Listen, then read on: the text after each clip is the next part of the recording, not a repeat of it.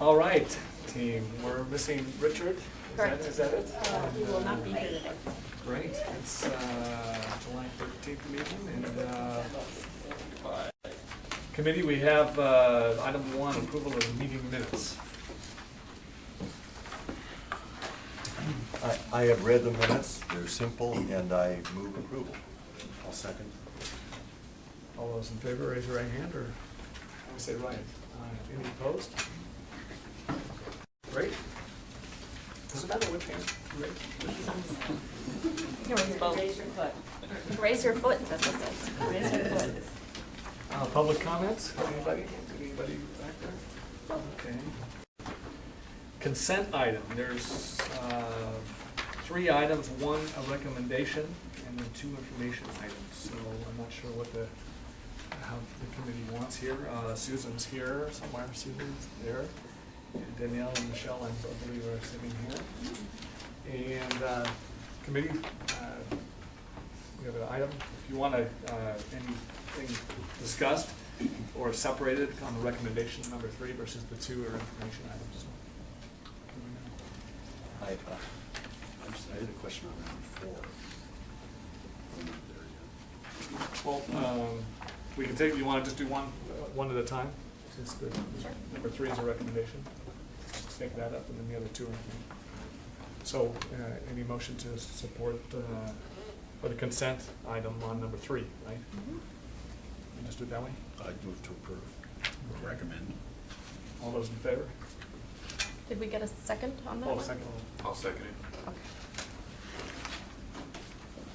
All those in favor? You got it raised, and then all those opposed. And then item 4 and 5 are information. So Danielle's here. Yeah. Mr. Vice Chair. Yeah, so the question I had was, oh, there, sorry. You know, for the couple of providers that don't, that are sort of violating, if you will, the cost efficiency criteria. Right. Is part of the way this works that there are, in fact, sort of some version of upfront or setup costs or something, so that those costs, so that earlier in the program, just the simple ratio is going to make it look as if they're violating the cost ratio, but then as they get amortized over more rides? Typically, that's exactly what happens. And so usually towards the beginning of a contract, they'll show up on the watch list, but we like to keep with the formula of whether or not you're on it. And then, once they're more established, 6 or so months in, they'll come off. Okay, so that would, and you've noted that over time you expect, so that would be the situation in those instances. Okay. Right. And then the other question I had is it also possible that it's just simply that the ridership level is meaningfully below expectation, and who knows whether the ridership level is going to recover or not? That does happen, and it does happen. It's not the case with any of the contracts that are on the watch list currently, but it has happened in the past. Okay. Okay, thanks. Anybody else? I move approval of this. Yeah. Could I just make a comment to her? I want to thank you very much, because I was concerned for a number of years about some of these projects, and you guys have done a great job, not only with the reporting, but changing the way you do things to reflect more oversight. I appreciate it. Thank you. There's a motion by Jonathan. Was there a second? No, this is for 3 items 4 and 5. Items 4 and 5. Is there a It's second? information only. I don't. Oh, we don't- it's we on don't- information. It's information, so we're good. So the recommendation is good. You already. Okay, good. All that. Well, it's been a year. Item 6. Annual selection of ITOC chair and vice chair. Ariana, do you want to go over? Yeah, very short and sweet. Your bylaws call for your selection of a new chair and vice chair at the first meeting after the start of the fiscal year. So today you're asked to appoint a chair and a vice chair for fiscal year 2017. I move Stuart Halpern as the new chair, and Dustin Fuller as the new vice chair, to take effect start of the next meeting. No, I think, doesn't it start now? Usually it does start. Yeah, we were going to just talk November. about that in a second. So, Okay. I You would removed just that want to just part. make a motion to. Two names. Two names. Is there a second to that? I second. Now, at this point, any other nominations? I mean, you don't need to say that, we're good. Super. Any discussion? All those in favor, say, raise your hand. For ourselves. Any opposed? And Brad, you've done a Great. fine job. Thank you. Seriously, thank you. Well, thank you, I enjoyed it. You leave It's a big shoes to privilege. fill. And following this guy. Following this you. guy and then Oh, gosh. we're getting better. We're all learning So as we go along. congratulations. Stuart, this is officially the Passover, so I know you have to leave early, so let us know what you would like to do. Yeah, so we were just chatting earlier, because unfortunately I do need to leave early, and I don't want to spring this on Dustin, who's wondering if it would, I appreciate that. if the committee would indulge, just for simplicity, if Brad just finished out the meeting. Sure. If Brad if we would have any major After you leave, there governance could be problems. issues. Run the meeting after you leave.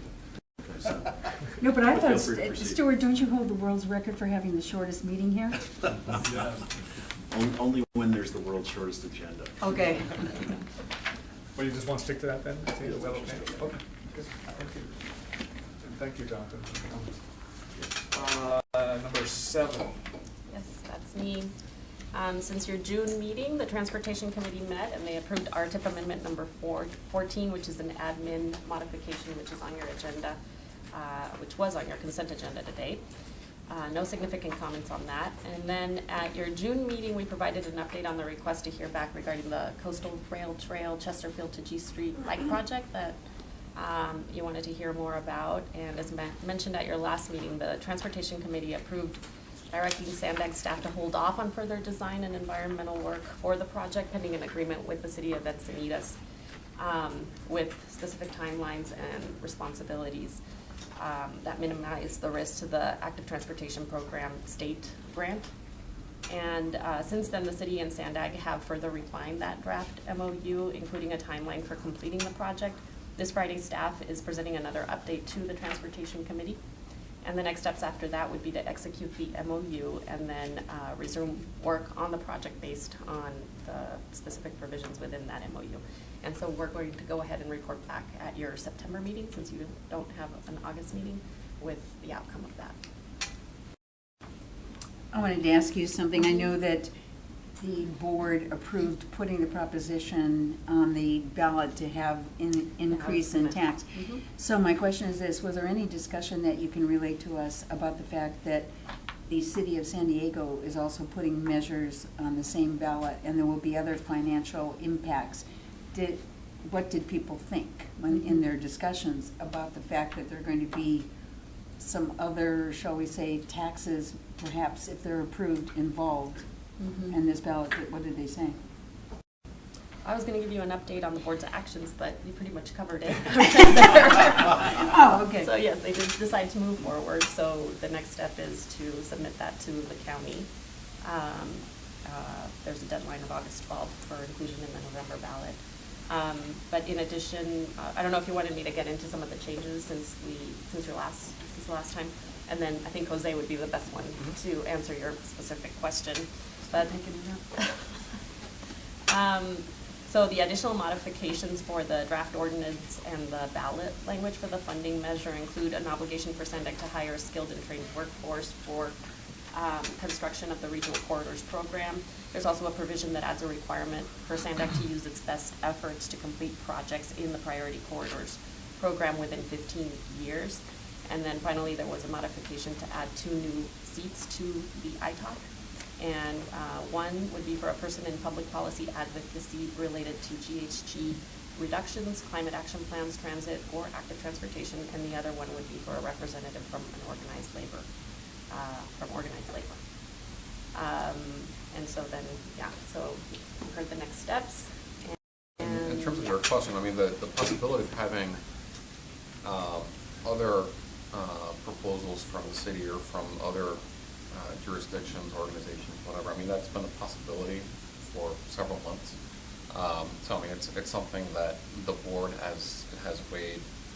You know, Sandag's proposal has known that there's the possibility of one or more proposals, whether it's at the local level or even statewide. So I think they've focused more on the merits of this particular sales tax measure, knowing that, I mean, others can and probably will propose other things on their own. So it's just looking at it more on a standalone basis. I have another question I wanted to ask. I'm wondering what the discussion was about when they decided to include organized labor. Well, I think as the ordinance language has been reviewed by the public, advocacy groups, the board, you know, there's been a number of requests to add things, take things out, and so forth. And so the board has listened to the feedback coming from you know, the public at large, members of different organizations, and the board itself. And some of the proposals, you know, they gained traction and they were added. Others, you know, people had ideas and maybe they helped to you know, change the course of the conversation. Organized labor has been one of the areas of discussion, along with environmental and other areas, and so it's just something that the board wanted to be responsive to. So that's how they proceeded. Okay, I'm sorry, guys. This is of interest to me because of contracts, and I know from working at Caltrans when I had to do contracts, if I had the obligation because of something that the state agreed to use organized labor, it was going to cost the taxpayer more. My concern as a member of ITAC is, will the fact that, and I don't know what's in the, because I obviously haven't read the proposed ordinance, if you have to use certain quantities of organized labor, am I correct in assuming that the cost perhaps will be higher?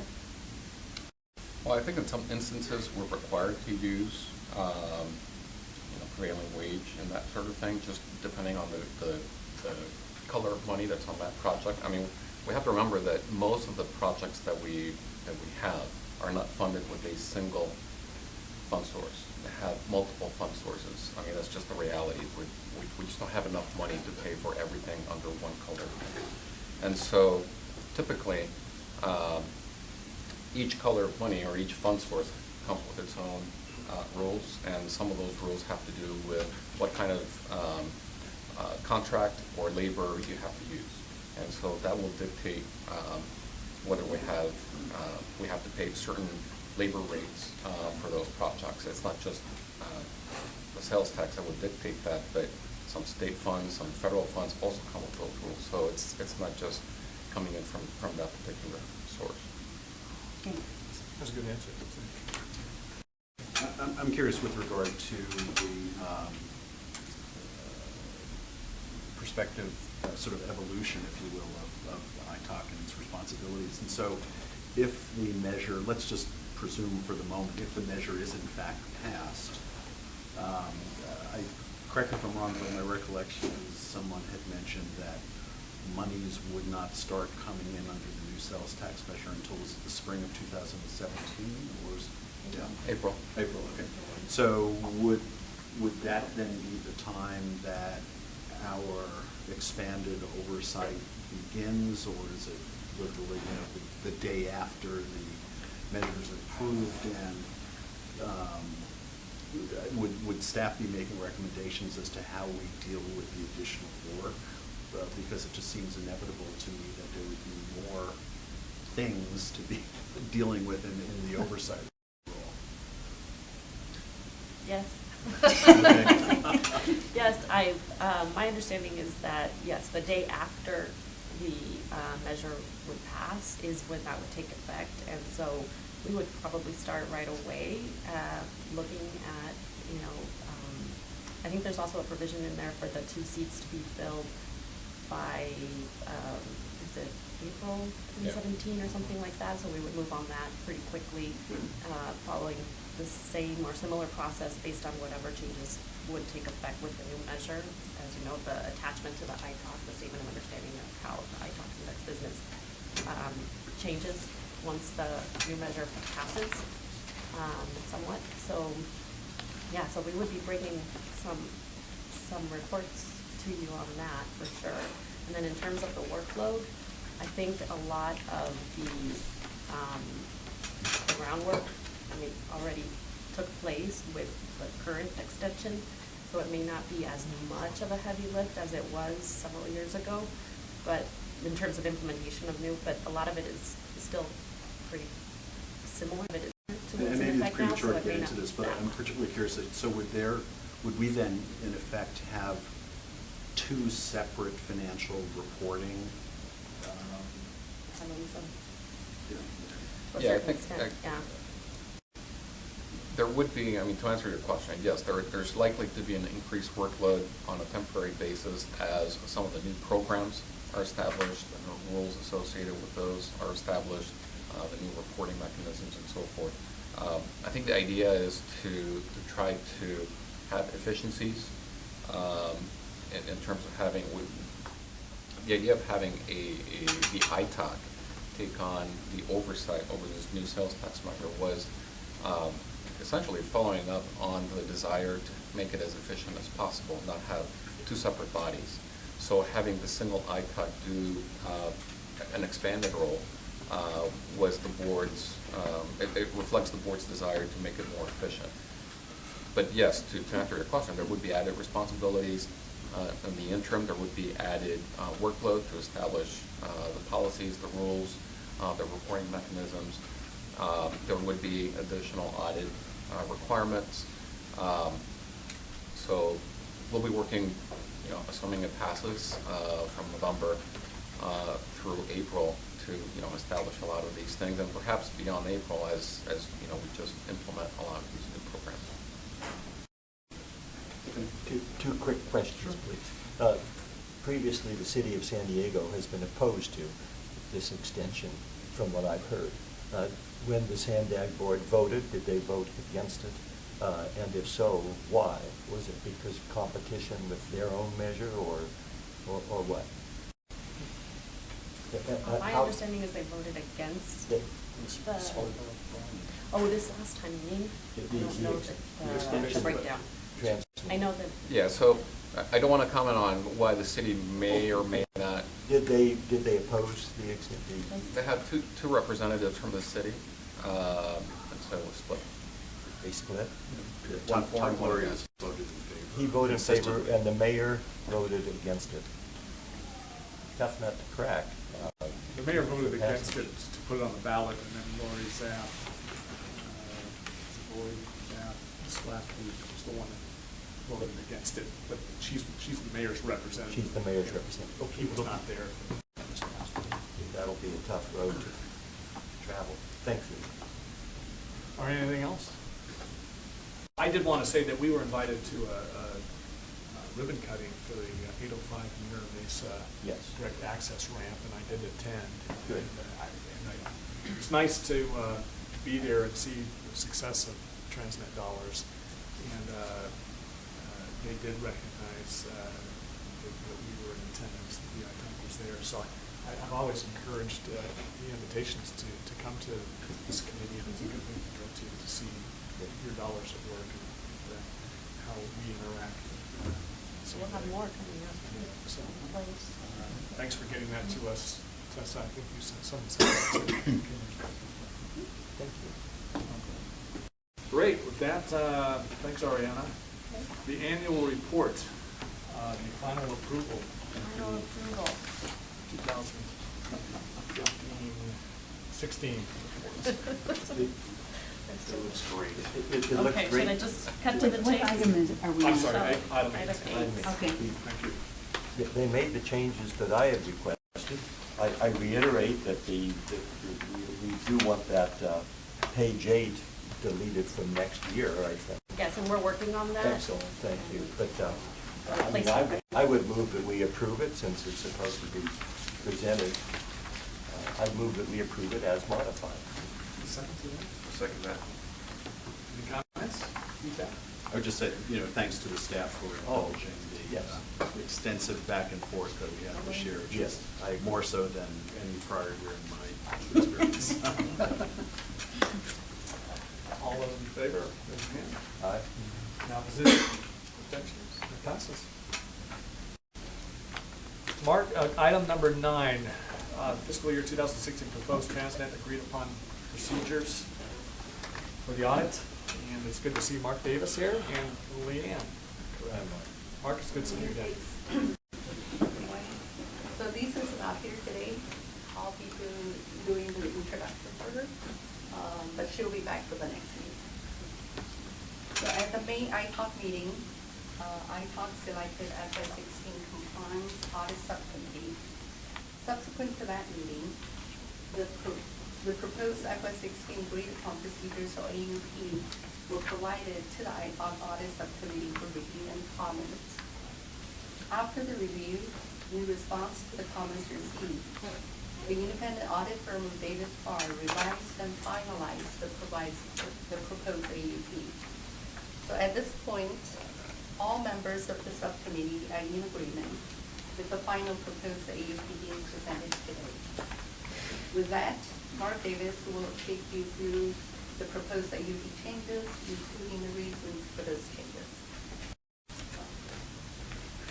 Good morning. As Leanna mentioned, she walked through the actions that we've accomplished to date with the subcommittee. And we did have one additional call with the subcommittee to talk about issue related to investment earnings. And on this, this issue has to do with, in prior years, investment earnings. Agencies could either allocate those investment earnings directly to individual projects, or they could pool their investment earnings and report them in one lump sum on their schedules.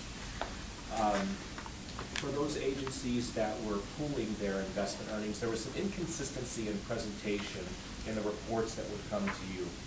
Some agencies would pool those in total at the very bottom of the report, and most agencies actually do that. A few agencies would split out their investment earnings into those earnings generated from the maintenance portion of revenue and those generated from the congestion relief portion.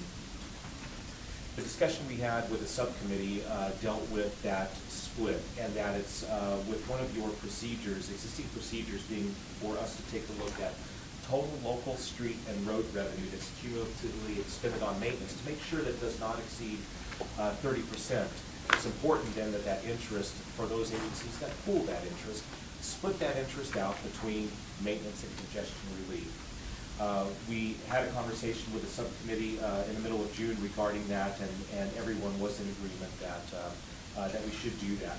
It does not require a change to the existing procedures. It's just going to be a presentation item on the report. The recipient agencies are, that issue will be communicated to them so that when they prepare their schedules, they'll be allocating that interest between maintenance and congestion relief. This year there are very little changes to the proposed AUPs. The largest change is really we're just removing the MOE indexing from the cities and the county AUPs. That only happens once every 3 years. Beyond that, there's just very minor updates to definitions and then some just general consistency items across the 5 different AUPs for recipient types. That's really all I have regarding the proposed AUPs, because they're very similar to last year with those 2 small modifications. Happy to answer any questions you may have. Yes. Mark, page 7. I didn't understand why you deleted of the report of the overall thing. I didn't understand why you deleted all these recipient agencies, and I couldn't figure out who you deleted, and I couldn't find anybody left. And I just wonder what that simple little paragraph means.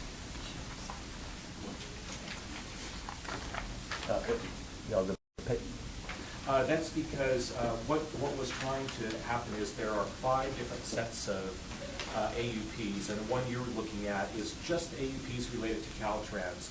So when we referred to... Okay, so you didn't delete Caltrans. Exactly. It shows the strikeout here, but it's not deleted. Okay, thank you. Then that answered my question. That's all I wanted to know. Thanks. I had trouble with page 7 and page 20. It's the same recipient agency definition. I wondered if it would be any clearer if you said recipient agency means an agency that receives Transnet funding on an annual basis for one or more of the Transnet programs, including Caltrans. In other words, because the way it reads, without it, it said recipient agency means the following that receives. It's not, I don't think, correct grammar. Yeah, So, yeah, it's a, I agree. We can certainly add that language. I can give you my. I like that. I got word. Anyway, without having to go into names. Sure makes sense. I think that's totally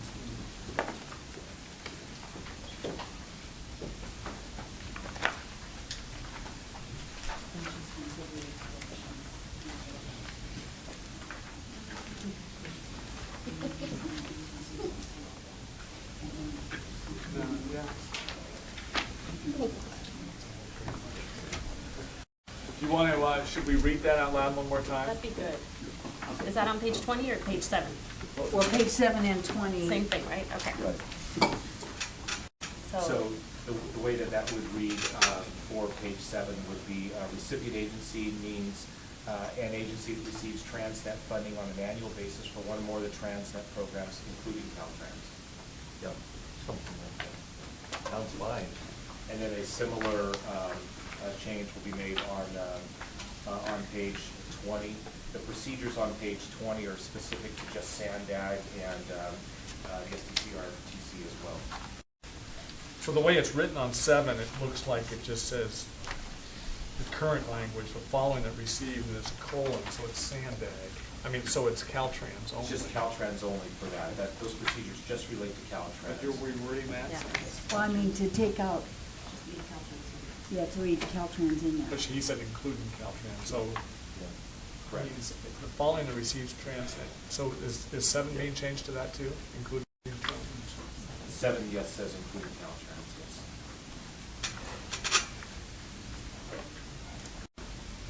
It's just interesting the way, yeah, the way it's read.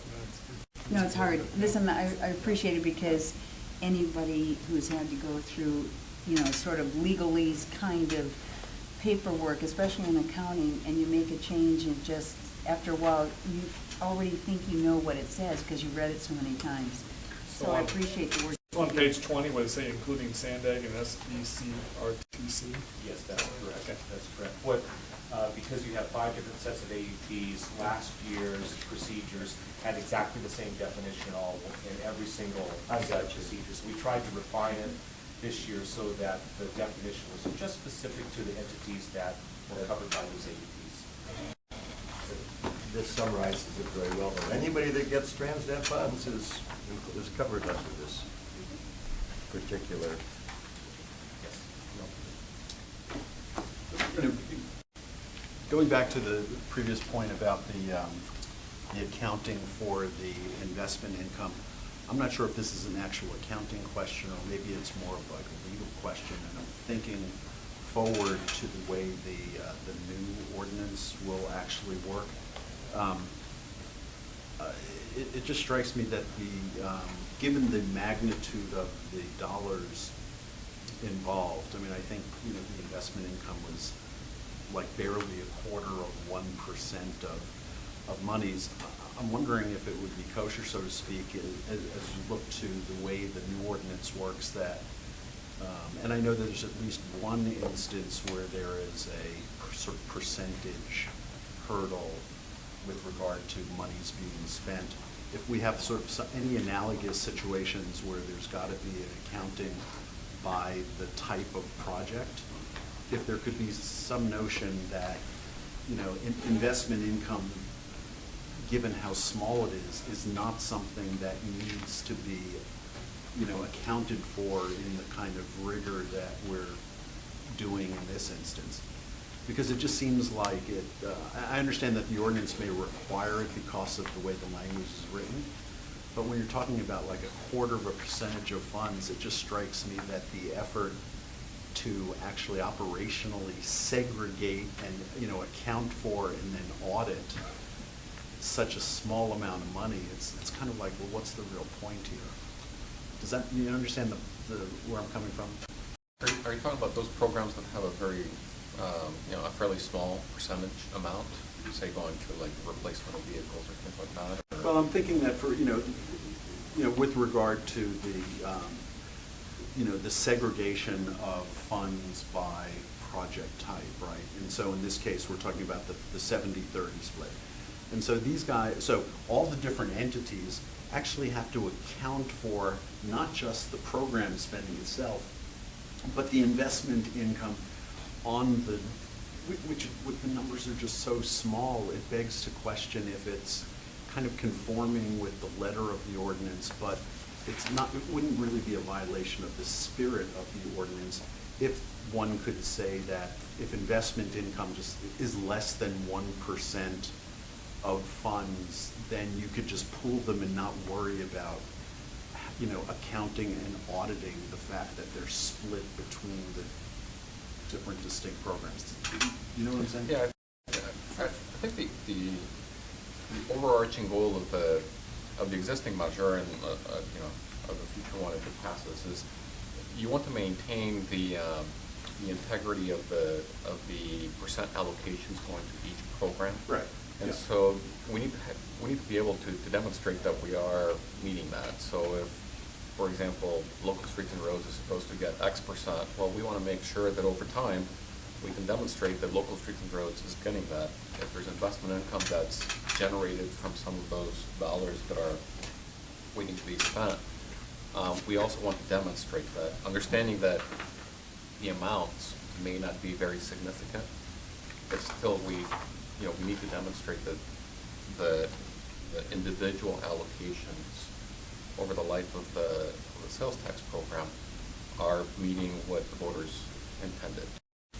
Well, and I guess that's what I'm in effect questioning to some degree, which is that the magnitude of the dollars is so small, it almost begs the question of whether the soft dollar cost of accounting for it, auditing it, actually outweigh the benefit of, sort of towing the line, so to speak.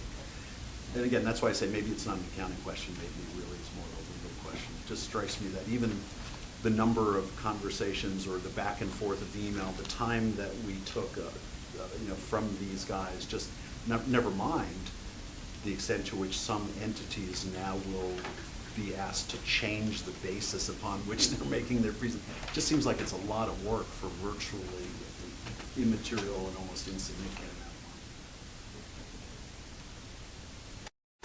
of money. My question is since we're going to have two sources of Transnet income going to the local agencies, are they aware that they have to differentiate between the two and somehow keep them separate? And then what will that mean? That's like, yeah.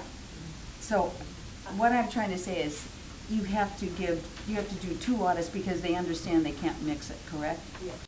Yes, I think that's been communicated to local jurisdictions. I agree with Stuart, what you said. I think it's more of a legal interpretation. So right now, the ordinance didn't say we have any legal room, so we're very strictly bound by the ordinance, the 70-30 split. So the interest, even though a small amount, it still can mess up the 70-30, that ratio. So, but I understand what you're saying, the spirit of the ordinance versus just literally words of the ordinance. Maybe that legal can provide that, and maybe some verbiage, the board policy can interpret that a little bit better. Because otherwise, to operationalize it, and I realize people could disagree with this, but to operationalize it, it seems like there might be some logic to consider that the language in the new ordinance might say something to the effect that to the extent that investment income is less than 0.5% of total program monies, the requirement to account by project for the investment income is not. Anyway, you understand what I'm saying. It just seems like it's a little bit of an overkill, but. Maybe that's something that we can look at and get a legal opinion on, whether there is any way that the board policy could maybe address some of that. And if what I'm proposing is absolutely not done, by any entity with any funding ordinance in the history of the world. And I'm not trying to do something really radical here. It just strikes me that we spent, and these guys spent a fair amount of their professional time dealing with something that I think a taxpayer would say is absolutely insignificant. I have another question, because we've had trouble in past years with the city of San Diego. I'm hoping that some entity will help them to differentiate between their Transnet monies, because otherwise the accountants are gonna go nuts at the end of the year. So I'm thinking you're the most qualified, so delegate, okay? No, because it's a real hard thing to do, and people don't, most normal people do not think, that's the way I include myself in your group, the A-normal group, don't think of monies as being colors. They think, okay, here's money, I go pay my contractor. No, it doesn't work like that when you've got two different Transnet sums. And I worry about people who aren't used to doing it business this way. If I could make just a couple comments to the discussion that was going on. On that split of interest, yes, it was definitely coming from the legal side of the house, and it really only addresses those types of, or where it can come into play is those situations to where a recipient agency is accumulating funds, and those funds are growing, and they're not spending it down, and then the amount of interest, even though it's a small percent-wise, becomes a larger number and can, as Leanna mentioned, skew that ratio. From an accounting perspective, the cities don't account for this on their books that way. This is all off paper on an Excel spreadsheet that they do one time a year. So there's not a big burden on the part of the cities to take what they're allocating to their Transnet fund and split that between two line items, between congestion relief and maintenance. They're not being asked at all to change the manner in which they're maintaining their books. Okay. So that it's not a big, from their perspective, it's not a big burden. It's just a change. There's going to be a little bit of education that Sandag has reached out to already the cities, and when we start to communicate with the cities, we will follow up as well on that. Onto the City of San Diego issue that you just raised, significant improvement this past year over prior years in their presentation of their schedules and putting things together. We are anticipating that improvement will carry forward in the future years.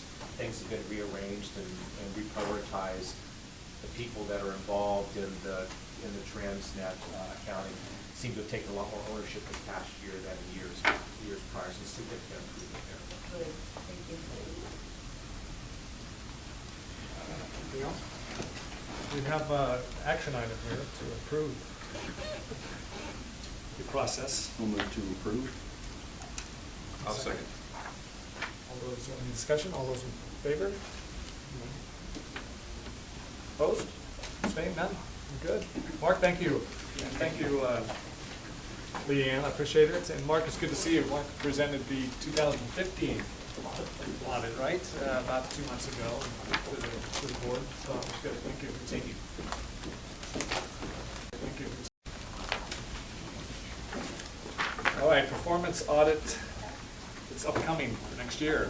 We're going to get a report from Ariana and Jenny sort of about the draft scope and work concepts for the audit. That's right. So we go About through that this. time. That's right. It's that time again. We go through this every 3 years about. So you know that the ordinance requires, and one of the responsibilities of the ITOC is to conduct the triennial performance audit, and that involves a review of Sandag and all the agencies involved in implementation of Transnet-funded programs and projects.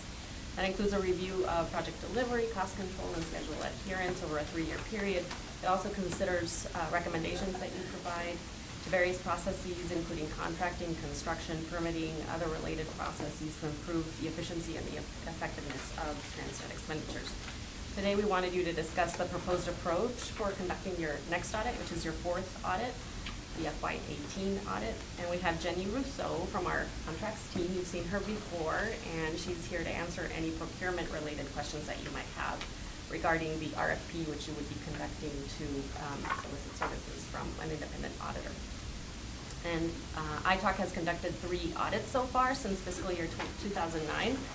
The first audit focused mainly on the implementation of the EAP, as well as a review of performance of SANDAG, Caltrans, NCTE, MTS, the city and the county of San Diego, and a sampling of the local jurisdictions. And the second and the third audits also included a review of the implementation of recommendations from each of the prior audits, as you know, and a review of any changes in the programs that had been implemented since prior audits had been conducted. Your upcoming audit would cover fiscal years 2015 through 2017. It would include a review of the EAP as well as other Transnet programs that I just mentioned, like the grants program, and new ones that have been implemented since your last audit. We have the bike EAP, and we have now the new major corridor transit service operations. We saw the plan of finance for the first time this last fiscal year. So that would be a new area for review. Attachment 1 to your report is a draft of the potential scope of work concepts, and it also includes a schedule for your review for the upcoming audit. And it generally follows the scope of work of previous audits and is consistent with what is required based on the provisions in the ordinance. We review performance audit RFPs from other MPOs, as we've done in the past, as we put this together to see if there's anything else out there that we might want to include. But most of the RFPs out there are for TDA audits. There's not a whole lot for performance audits. I'm sorry, which? TDA, Transportation Development Act, which is another sales tax. So, let's see, what else did I want to say? So today we're asking you to review and discuss the process for finalizing and approving the scope of work. You're also asked to appoint a subcommittee of no more than 3 ITAC members, including a project manager, to further develop the scope of work, the schedule, and any other considerations, including evaluation criteria that would go into the RFP. And in terms of next steps, the subcommittee would meet later this month, August, with the idea of that subcommittee coming back with a scope, schedule, evaluation criteria for the full ITAC to review and approve, and also with the idea of having an auditor on board by the end of this fiscal year. FY. So next- Right, yeah, so June. Yeah, 12 months. I was thinking the same thing. Oh, boy, here we go. So I'm Yeah. back, I kind of get used to being. Takes a while. Could you refresh our memories as to the term expirations of the committee members? Because I presume there's a certain logic. They're on the newsletter. I was looking for it. So, yeah, there's Because 3 of you. Some people are terming off. If you look at the before this. annual report, that's probably the easiest way to the previous item. So We have May 2017 is Dick Wortman, Kai, not Kai, and Brad and Carolyn.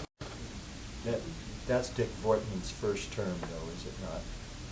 He is filling a midterm vacancy, so he would be, assuming the new ordinance passes, he would be eligible. You know how we talked about staggering the term limits further to allow the full 8 years, so that would go into effect. If it doesn't, then we might have to revisit the that. essence of my question is, do the term limits suggest that some people, even if they're great candidates, would not be able to sit through the full process, and so That's me, probably shouldn't baby. be on it? Carolyn is Is Carolyn the I'm only one? termed out. unfortunately turned out, Well, I'm not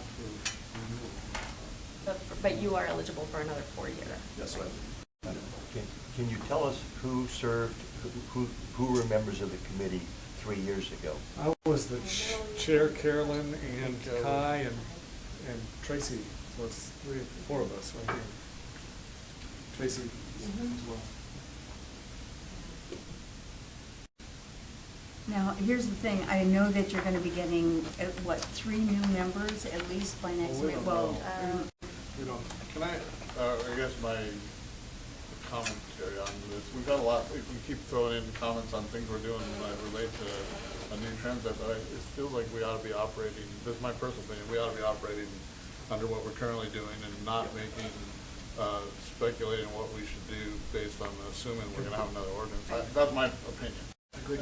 And in the past, we did have to change the project manager, Hamid, remember Hamid Oh, I do. Bahadori? I do. When he resigned, then we had to fill that seat as project manager halfway through the audit, so it's not like it hasn't happened before, and we do bring you updates, so the whole committee is informed, so. I don't mind working for one more year until I have to say goodbye to all of you people, but if there are people who are going to be here longer and would rather work on this, then I will defer to them. Any discuss, I mean, I'm happy to, whatever the group wants, I'm happy to be part of it as well. So the question is, chair and vice chair, how do you want to? Tracy, you better volunteer. Oh, I'm on, and I She's enjoy gonna be working part of with it you. anyway. I do too, I do too. So we need 3 again if we want to, I mean, if we want to 3 discuss plus that Tracy. now, is that something we should be discussing now? She said 3 plus Tracy. Yeah. We do, yeah, we need somebody, we need a subcommittee. I'm not nominating myself, but I am nominating somebody. This is a very educational process, and I think that every forthcoming chair would be. Dustin. You did that with me. I did that. So you're good. That's good. It's an educational process. But you're loved, Dustin, you're loved. That's right. I actually thought it was a very good. Yeah. I did too, I enjoyed it too. And hey, I will serve on it if you're looking for somebody with gray hair and a little bit of a few years on this group. Well, I'm just wondering if the nature of the work suggests that certain professional experiences, are more relevant than others, so if that should be a consideration. Oh, sure. Yeah, no, of course it is. We need financial guys. I'd love to have Wortman back on it, but I don't know, are you saying he's going to be around or he's going bye-bye? He doesn't. I hope he's already. Do we need to make a decision on the actual 3 now versus talking about it in the next meeting, or? It would be Because I mean, best. it's a good point. I think all of us, I mean, I'm I'll leave interested it to the in the contract. construction. She knows the extent of her workload better than. I'd Because, be interested in the if we construction could- management portion. I mean, we are talking about sort of how The new stuff's CM at gonna risk work. is going to Yeah. go, and it'd be nice to be part of that discussion. So, but I don't want to take away from somebody else. Question. So if you assign 3, could somebody else kind of shadow and no, you can't be part Not of as it all? part of the subcommittee, because then we'd be violating the Brown Act. But But- can I just give him a bit of my opinion on why I think what Jonathan did in nominating you is crucial, and it has nothing to do with being a chair at some point or vice chair. But I don't know if you remember or you were here, but when we had the report from the last performance, there were a lot of things in the environmental area. And we don't have anybody else on our team that has the expertise in environmental. I'm willing to do whatever. I defer to everybody with more experience just because I haven't sat through one of these before. So whatever y'all want to So do. is- maybe I can talk a little bit about that. So the process leading up to, and Jenny will help me out here, leading up to actually executing or issuing a notice to proceed to a contractor would be probably just about 2 or 3 meetings. The first one would be later this month, August timeframe, where, and it could be over the phone. In the past, we've done it in person, but. You can email us. I could, the subcommittee I can email, yes. So, and you would discuss the scope, you'd see if you want to focus on a particular area, if you want to keep it broader, like last time you focused on the local streets and roads section. If you want to add language, that's your opportunity to propose, hey, I really want you to look at X, and look at the schedule, and then we make it easy for you. So after that point, we'll come back to the full committee in September, hopefully, to get the ball rolling. The rest of the ITAC will have an opportunity to weigh in on the scope, add anything additional. If you want us to come back in October, we can. And then after that point, then Jenny pretty much takes the lead.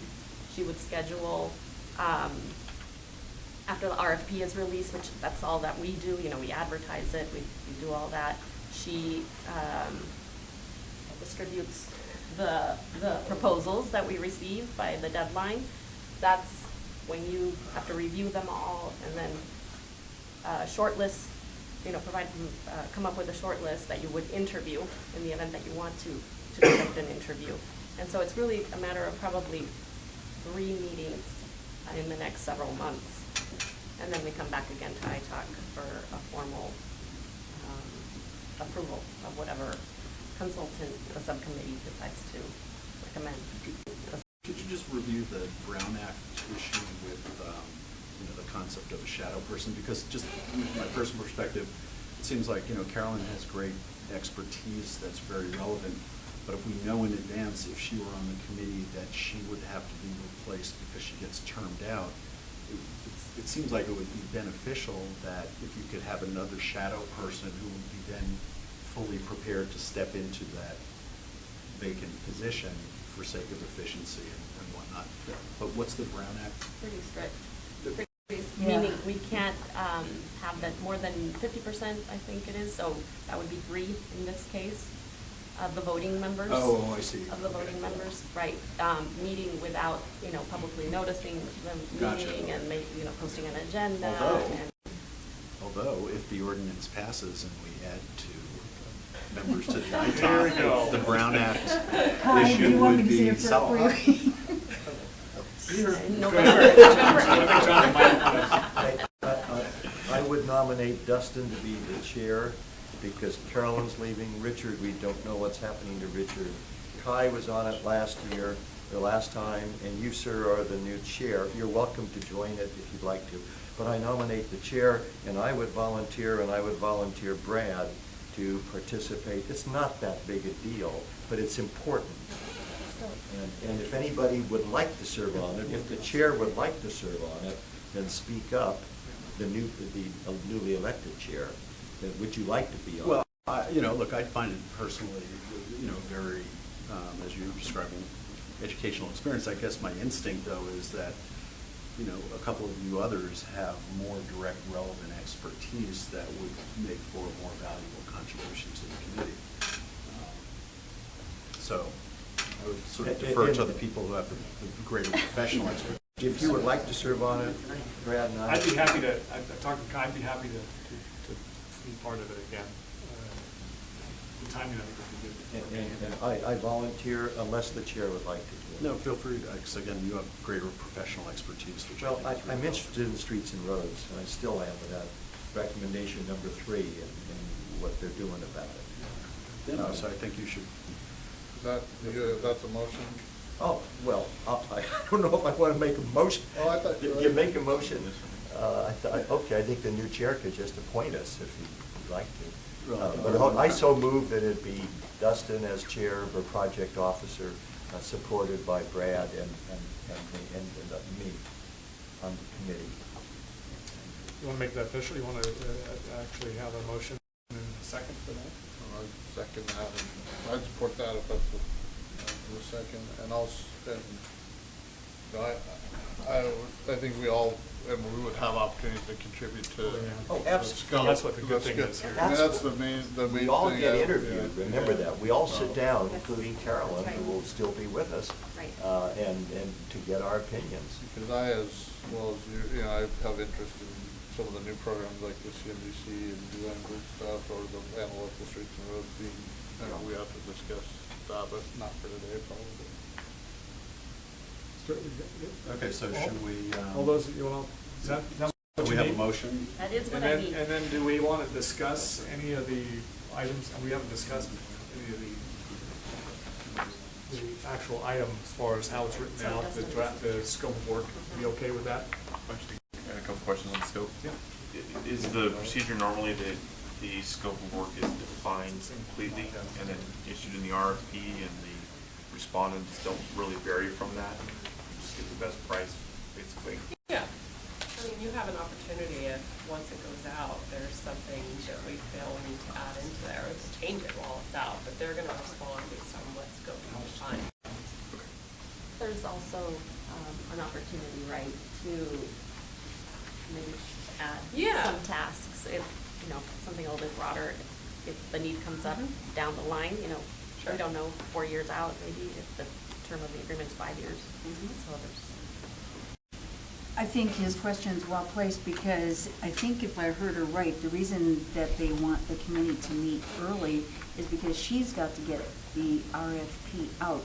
And since the scope of work, what Ariana says, has to be defined, and I know that you and myself are completely interested in what's going on with the construction manager efforts, what do they have to do in order to make sure that gets in there so it's not something that we can't add on as we develop more questions? What, they have to have this done by September?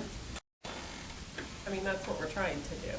Well, I'll be gone for part of September, late September. We have a little bit of cushion built into the schedule, so if, once the subcommittee meets, we bring it back to the full ITAC in September, and the full ITAC says, hey, I want you to look at this, we could come back in October Good. and still meet our schedule. Quick question. A big problem, a big issue is the selection of the CPA, of the firm. I don't remember, do we all interview them in front of the entire board or committee? Or does the subcommittee do this, the three-member committee? So we have to interview 3 companies. Whoever is submitting a proposal, whoever submits a proposal, and that you shortlist, or not shortlist. What was the process again? Do we ask for people who are interested to apply for the work? Yes, we advertise the request for proposal, we publicly notice it, we send it out to various interested parties that are registered through our contracts database that we know about that do that kind of work. And then based on the proposals that we receive, you review them, and then the firms that you would like to interview, you let them know. And that's pretty much the process. But it doesn't mean that everybody always agrees, because what I remember from before is that we each individually review the applications that have been sent in, and we rank them. I mean, I wouldn't talk to you or him or him. We do this, and then we come together, and then we have a discussion, and then we decide who it is that you want to interview, something like that. So that can be a time consuming. Okay. Good, well, good discussion. We have a motion and a second to have Dustin, myself, and Jonathan. Dustin would be the chair. Jonathan and myself would be on the committee, and Tracy as well as ex officio in this. Tracy, of course. Okay. All those in favor, raise your hand. Opposed? Abstentions? Passes. Thank you. Thank you, Jenny. Senior Mini Grant Program. It's always nice to have this program discussed. Hi. Audrey, welcome. Good morning. Today I'll be discussing the upcoming call for projects and proposed evaluation criteria for the 5th cycle of Transnet Senior Mini Grant funding. The ITAC is asked to review and discuss proposed revisions to the evaluation and scoring criteria for consistency with the Transnet Extension Ordinance. So to be eligible for funding, projects must be derived from the coordinated plan. The most recent update to the coordinated plan will be brought to the Transportation Committee for adoption at its meeting this Friday, July 15th, and will be used for this competition. For the last cycle, which was brought to you guys 2 years ago, changes to the evaluation criteria included consolidating the application process for agencies proposing multiple projects, establishing a maximum agency request amount, requiring the submission of a scope of work, and including a question that directly addresses cost effectiveness. Changes to the evaluation criteria for this cycle seek to further streamline the application process. Proposed changes to the evaluation criteria are discussed in more detail starting on page 2 of the staff report and are included as track changes in attachments 1 through 5. Staff is proposing standardizing the applications between the Senior Mini Grant Program and the federal program, which is Section 5310. The same evaluation criteria categories and weighting will be used for the organization applications under both programs and for the project-specific applications under both programs. Staff is also proposing 3 project-specific applications, one for each of the 3 project types: operating, capital, and mobility management. Application questions and criteria are tailored to each of the project types.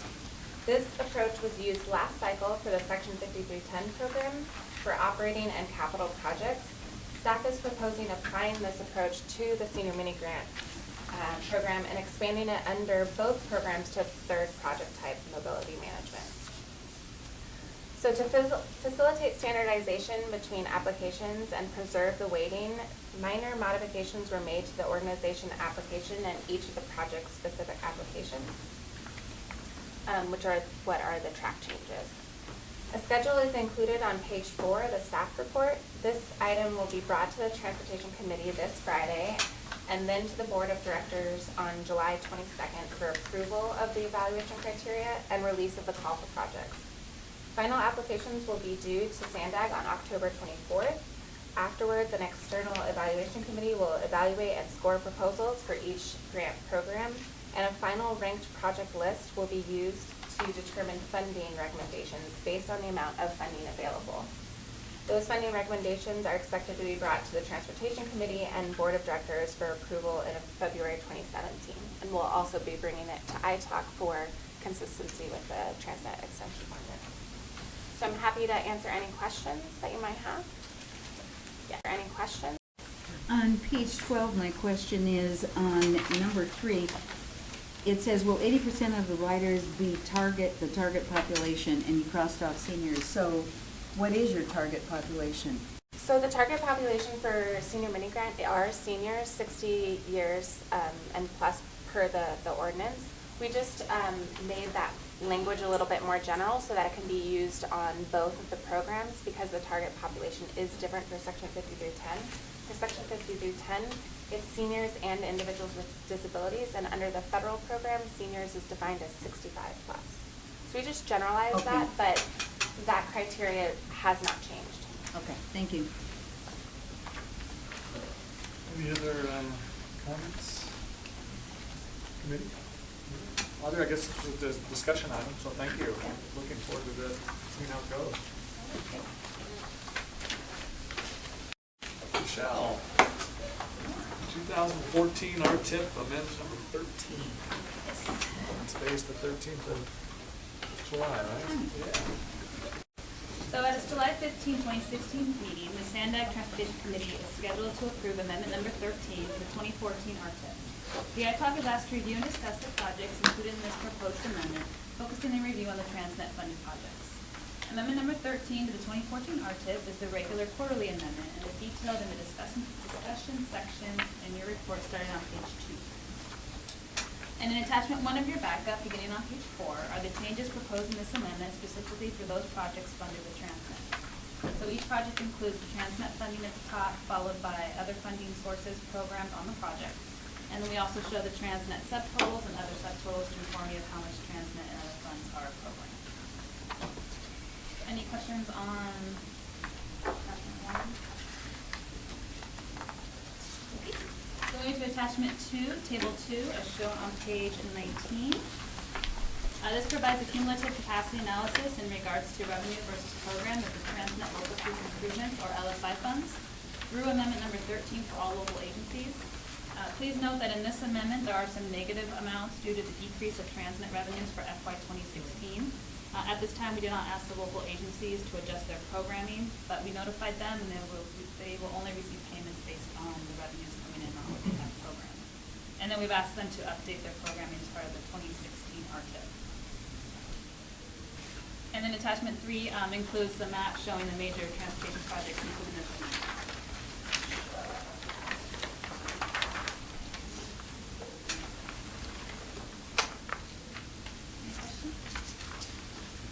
Questions? Oh, with this group, that's amazing how many questions. Thank you very much. You're back at it for draft 2016 RTIP, including air quality issues. Okay. So SANDAG, serving as the region's Metropolitan Planning Organization, or MPO, is required by state and federal laws to develop and adopt a Regional Transportation Improvement Program, or the RTIP, which is a multi-year program of proposed major transportation projects, including the Transnet program of projects. Including your agenda item today is the information regarding the 2016 RTIP and upcoming schedule.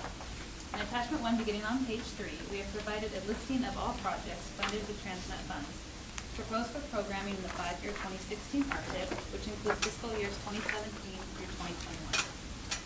Resolutions were due to SANDAG by June 24, 2016 for all local jurisdictions with Transnet funded projects, and all local agencies have submitted their resolutions on time.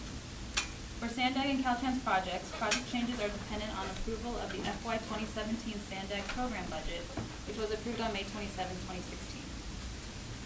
So attachment 2 of your backup, shown on page 125, provides a listing of the new Transnet funded projects submitted as part of the 2016 RTIP. This table consists of 35 projects from the cities of Carlsbad, Chula Vista, Oceanside, Poway, San Marcos, Santee, and Vista. This list also includes 9 new bicycle projects approved as part of the FY 2017 Sandag program budget, which will be programmed under the North Park Mid-City Bikeways and Uptown Bikeways group listings. As part of attachment 3, beginning on page 141, is a program of summary of major projects by mode. And this table breaks up projects programmed in the RTIP into specific modes, which is dependent on the type of work being done, as well as shows the breakdown of funding by type, which is federal, state, transnet, and local or private. Currently, there are 7 different modes. So the first mode is the major multimodal facilities, which includes projects along major highways that include HOV and direct access ramps. And included in the border access port modes are projects such as the 905 and State Route 11. Under the major transit, we have the Mid-Coast, and then we also have all 16 projects which are included along the Lausanne corridor. And we also have the bus rapid transit mode, which includes the I-15 BRT, Mid-City Rapid, South Bay BRT services, as well as various facilities and transit centers for BRT service. We also include operations and maintenance, active transportation, local improvements, and TDM, or transportation demand management. So we are presenting this item to you today for your review and discussion. The final 2016 RTIP will be presented to you for discussion and additional opportunity for comments in September. And pending Transportation Committee's recommendation, the Board of Directors will be requested to adopt the final 2016 RTIP and make its air quality conformity redetermination at September 23rd, 2016 meeting. Any questions on the 2016 draft? John? I studied this last night. I have a feeling you do. You are, and I prepared a speech, but I promise you I will be short. And I do have a suggestion. This is only a discussion period. First of all, thank you, Michelle and Ariana, for adding that list of new RTIP programs. We all know that this is an important document. This is the roadmap for the next 5 years. I concentrated on our favorite little member agency, City of San Diego. And I sat down and I calculated for 5 years they're going to collect $30 million a year, roughly. It's 150. Plus they've got carryover, which is, who knows, it's about 50. So they're going to have about $200 million to spend for the next 5 years. Now looking through all this, you can leaf through it. Some of these descriptions are fabulous. Overlay, and they actually name the streets they're going to be providing, and all of this work. I added up the City of San Diego's total amounts in the RTIP, and it comes to about 205 to 210 million, which just covers the 201 that they're going to have to spend. But then I looked at every project they had, and let me give you just a couple of numbers, please. Of this 205 million that they have in their RTIP, 120 million of that is designated in 3 projects. The other 30 projects or 35 projects are very specific, and they're very good. They're well written up. But I would, folks, friends, I'd like to invite your attention to those 3 specific projects that include $120 million worth of the city's $200 million availability. The first one is number 96, is project 96 on page 98. And I will be brief, please. Please look on page 96, let me make sure I've got the right, it's page 98. Project 96, SD 96 at the top of the page, which is on page 98. please glance at that. Notice that they have in their Transnet money remaining of about $54 million. They're proposing to spend in the current fiscal year 1.7 million, next fiscal year 2.8 million, and then the next 3 years, and mind you, look at their description, resurface overlay city streets. I can't see anything in there where they've done any planning as to what streets they wish to work on. And they're saying they're going to spend 15 million in 18-19, 16 in 19-20, and another in 17 million in 2021. This is resurfacing the streets, and I see no indication of where they are planning to do it. In other words, I think they're just giving us lip service because they've got to show us where they're going to, how they're going to spend their money. The second project I looked at is on page 104, and it is project 176. Now this one is maintenance and non-congestion relief. Non-congestion relief. And this one is also about $52 million. And look at their project description. Maintenance and non-congestion relief, including but not limited to pavement overlay, pothole repair, etc. And on that one, they took the $50 million and they just divided it over 5 years evenly, with no description of where they're going to spend it. And the last one I'd like to invite your attention to is on page 105, which is San Diego 188, at the top of the page. This is their congestion relief. Oh boy. And look at their description. Various locations, congestion relief engine, lighting, traffic signal, etc., etc., etc. No description whatsoever. Now, I guess my question is, I have a question for Jose. Is this normal? All of the other cities have specifically designated, now, they're smaller cities and there's less money to spend, I recognize that. But they are actually planning where to spend the money that all of our taxpayers are paying.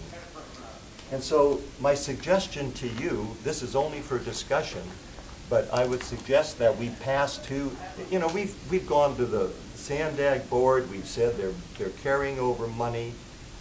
I question their planning. I think that they just are not, they're not figuring out how they want to spend the money. And I would suggest that we report when this is brought up to the Transportation Committee, we comment that we do not like the San Diego project descriptions for these 3 projects. We feel they are incomplete, vague as to locations. We think project 96, which is the overlay, should be accelerated instead of putting it all off for 3 years. And we feel that that lack of specific planning is one reason for the delays in spending. Now, you know, this is only to us for discussion, but we've talked. I've dealt with this problem for 5 years, and we meet with them regularly. If you have any better ideas, I would like to hear what you have to say.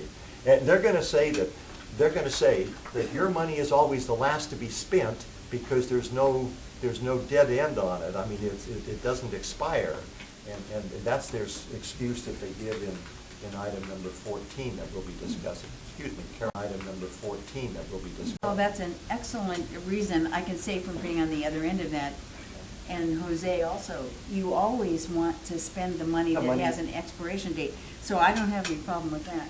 I also think knowing how these things are this thick, if I don't know how much it costs to overlay one street, but if you had something like 1,000 streets, you couldn't even put them all in here. I mean, it would just, it's too much. So usually with the project descriptions, they try to tell you what they're going to do, and somebody knows what's happening. I can tell you go on. Well, just if I could interject just on that point, I think a more cynical description of what Jonathan's saying is that it almost calls into question the credibility as to whether there are specific plans or they're just sort of throwing it out there. Giving us lip service. So, but to answer your point is, if there are thousands of streets, arguably the description could be a little more evolved to say, as opposed to various, it could actually say 1,347 streets are plan to receive this money, just to give some greater indication that there's some reality to it, as opposed to just filling in the blank. Okay, I can, for once, this is an unbelievable miracle, but they've started overlaying the streets where I live. No, but seriously, so I talked to the... Hence your cheerful view.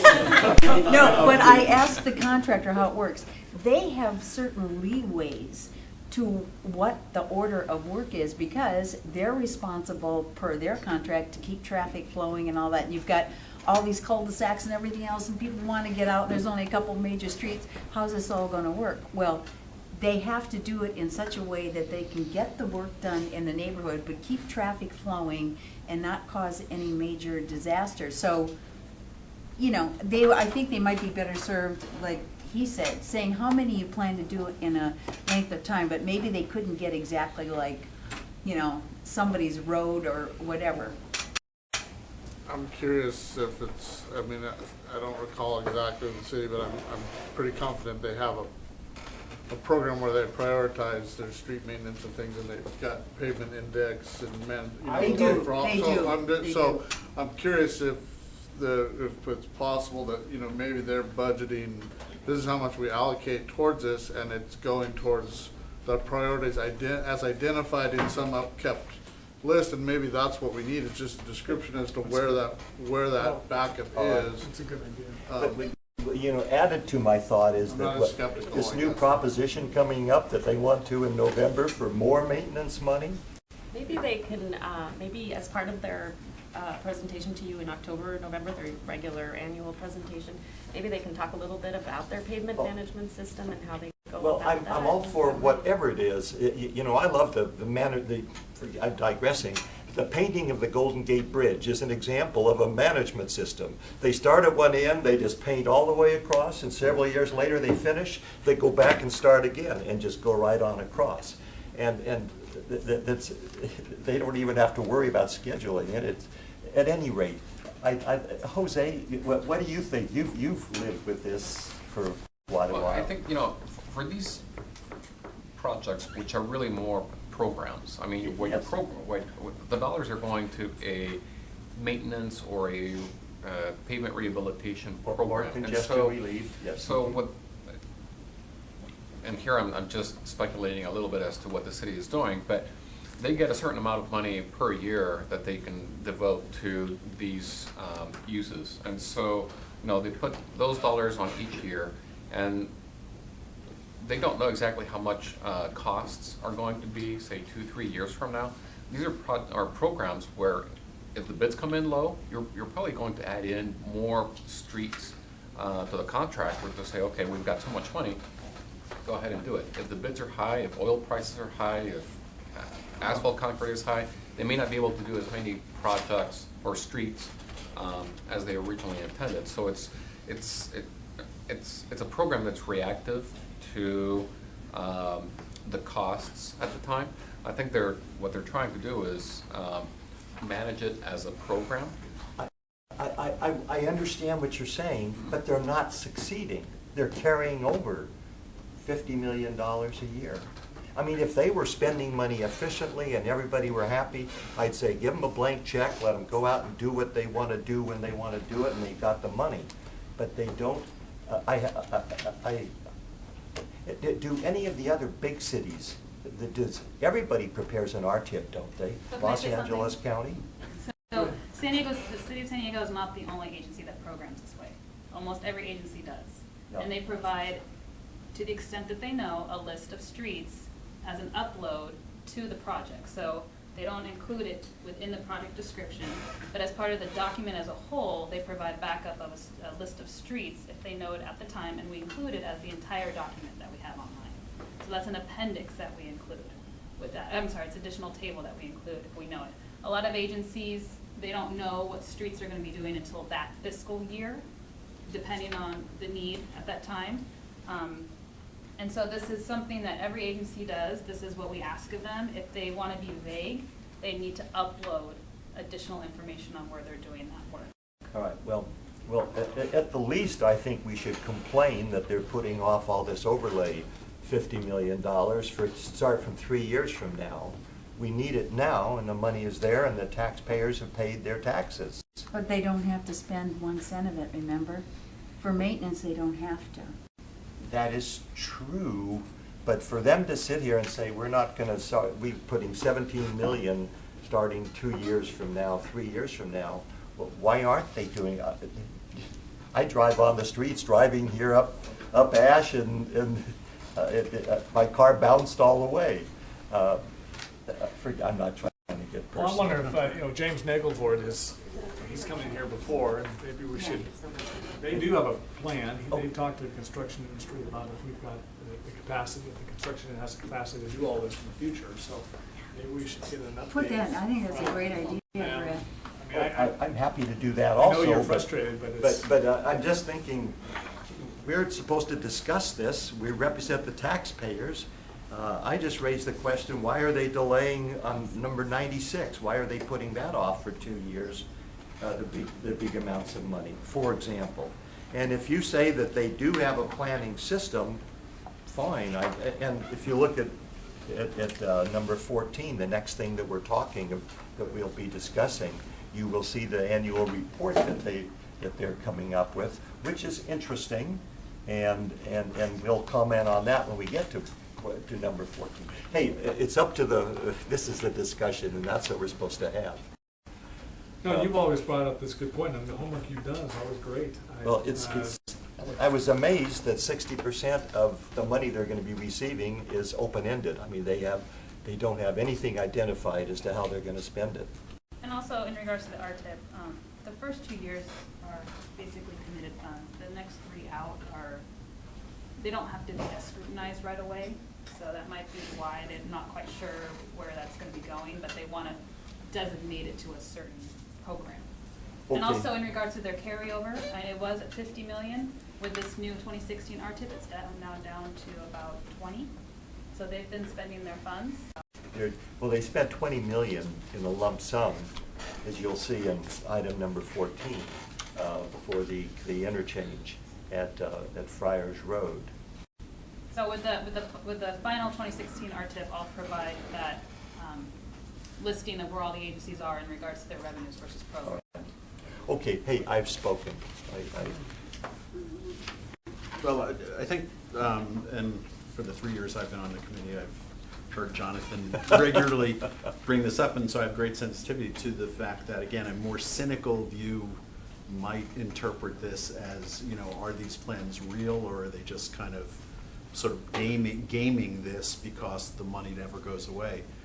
But I'm curious if this in any way could inform the new ordinance in terms of how it's drafted with regard to some notion of a use it or lose it concept, so that there can't be an almost perpetual just sort of rolling over of, yeah, we're going to use it 3 years from now, and then 3 years go by, and then yes, we plan to use it for another 3 years.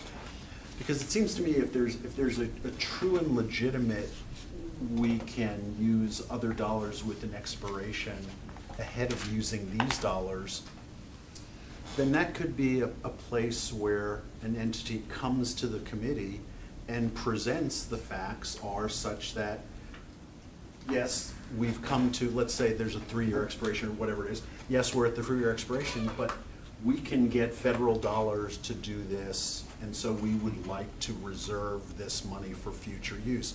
In which case the committee, whether it's we're the ones empowered or some other entity, whether it's the Sandag board or whomever, could say, yes, that's fine. But this does seem to be, an issue with the city of San Diego in particular.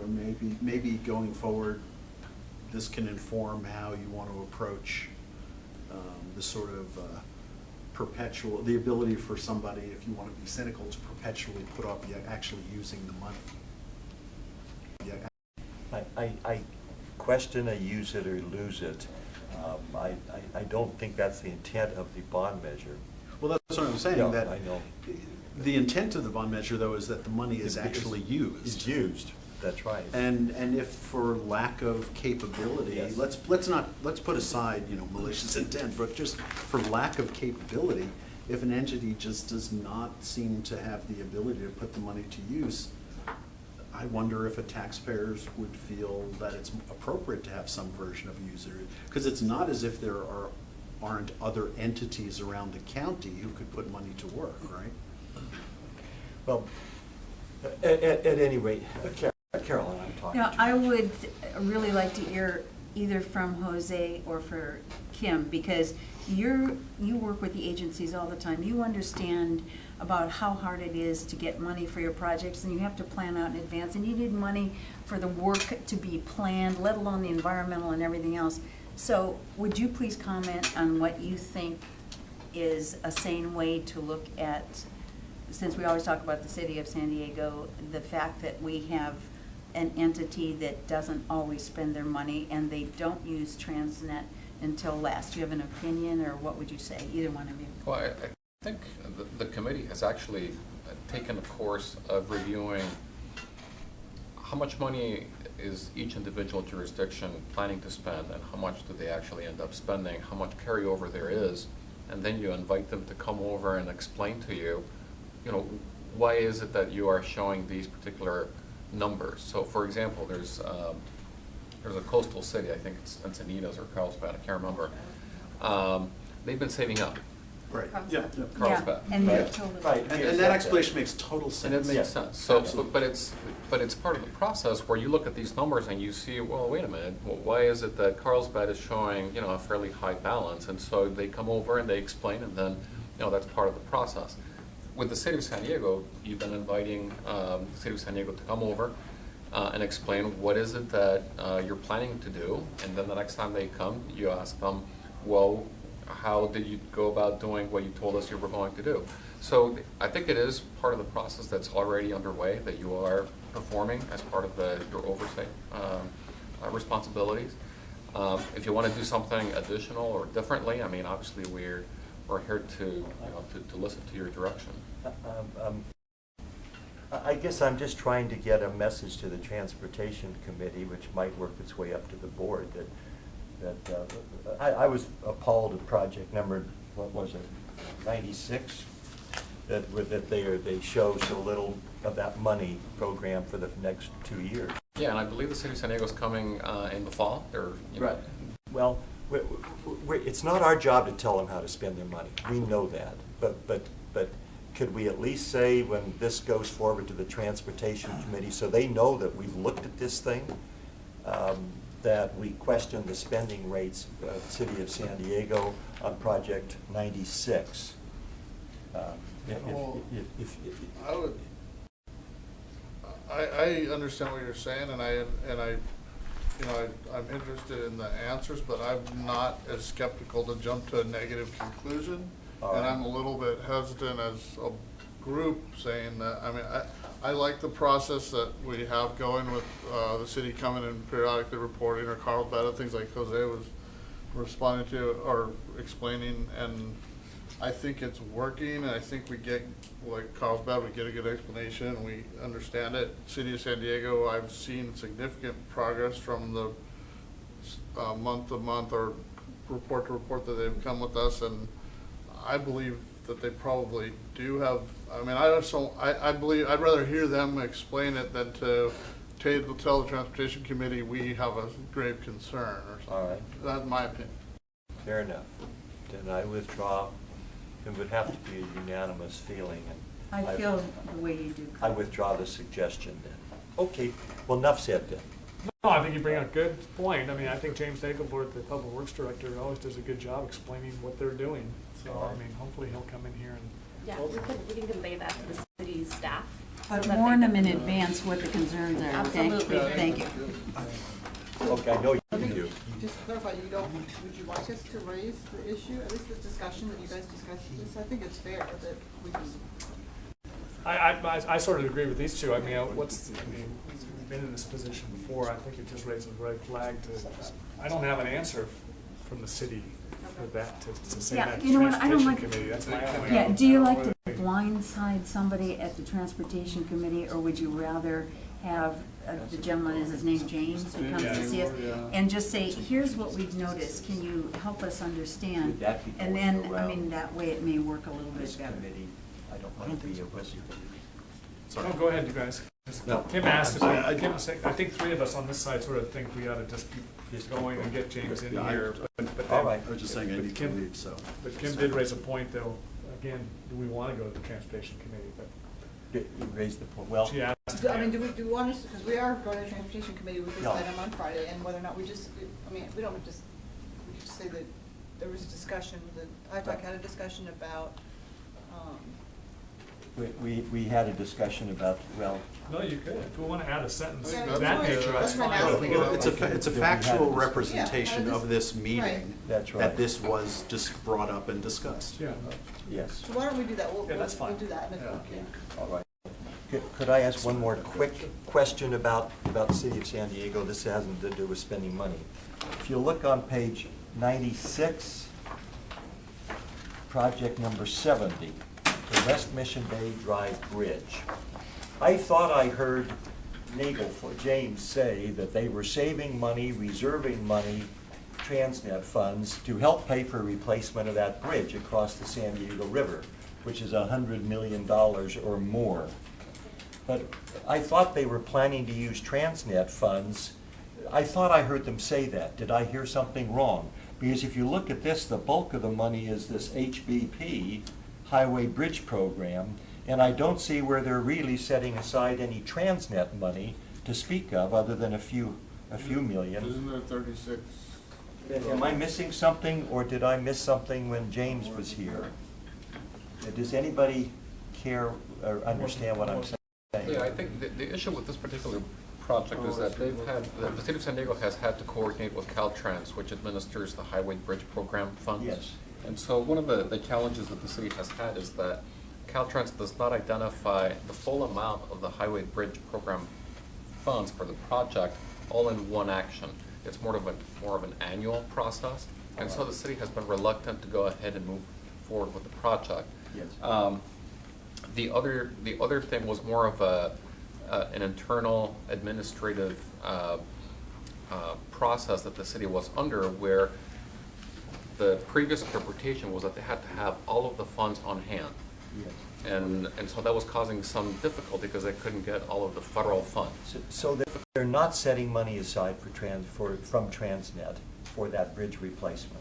My understanding is that they're actually working through more of a commercial paper program where they have the ability to tap into, and I believe that's where the local funds is, where they have the ability to tap into that program. Okay, but So not that they can Transnet. go ahead and award the contract, and then over time they get reimbursed by the federal government. Well, then we don't want to hear James say that they're not spending the money because they're setting it aside for the bridge. That probably changed from last year when he Yeah. was here. It was a Yes, change. I thought, I was listening. Okay, thank you very much. But thank you for asking that one too. Yeah, and I think at one point they were, saving up some of their Transnet funds for that, but because they were able to resolve this internal administrative Good. process. It was an excuse that I thought I heard. Thank you. Okay. I don't want to keep on this, but so a quick question on the air quality conformity. What exactly is included in that? What are we looking at? So we look at the ROG and the NOx emissions. We have that online. I took a look, but are we looking at just the construction emissions and the added trips, or is it all of the trips and construction emissions, or? I'll have to get back to you on that. Check, I'm sure, but I'm under the impression it's everything. It's everything. We basically run, when we do our long-range transportation plan, when we do our tips and our tip amendments, we run both, we run the air quality model. And then basically puts out how much, emissions, reactive organic gases. Right, but just for the increase in trips, not the. It's for the whole. For the whole program, region. The whole program. Yeah. And then, is there certain, Right, so essentially it's a comparative. So there's a baseline with everything that's there already, and vehicles emit, and so they create a baseline. And so with all of the projects in the RTIP, once they're implemented, then there's going to be a change in the emissions. So When I read it, I was transportation improvement. I'm thinking, okay, so there's a lot of existing roadways and a lot of existing trips that we're probably not counting. But I wanted to just make sure I understood it correctly. So you can add and subtract depending on the project. You have a bicycle project, or you have a rail project. project, it reduces trips, you can delete it from there, you have new technologies. Okay, I just wanted to make sure I understood it. Well, that's a good point, and it does bring in the whole, all of the aspects, not just construction or everything. Who does that go to, with that conformity analysis? Who does it get sent out to? Yeah, So you or have- who approves it, or who says you've done this We have a correctly? conformity working group, and so they review it, they make comments on it. We also include it as part of the draft when we release it out for public comment. So just whoever receives the document receives it as well, and the conformity working group, which includes the APCD, EPA, and all those groups review it. It's good to see that the further you get in the future, the less and less emissions that you got. Any more comments? on that item? 13, that's just a discussion, so no action. So, and then Michelle, we got the local street and road program report with you and Alex. Yep. Alex has been here a while.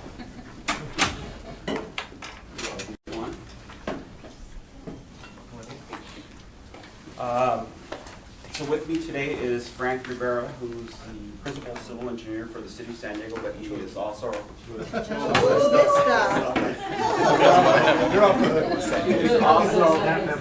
is also our CTAC chair.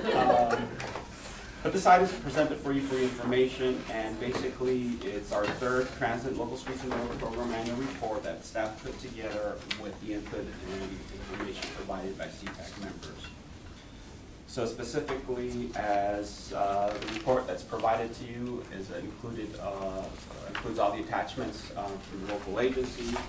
And if you recall, just some background information, this is being provided on an annual basis to address the FY 2012 Transit Triennial Performance Audit Report recommendations 3 through 6, where the focus was on having SANDAG take a greater role in monitoring and reporting on the performance of the local streets and road program.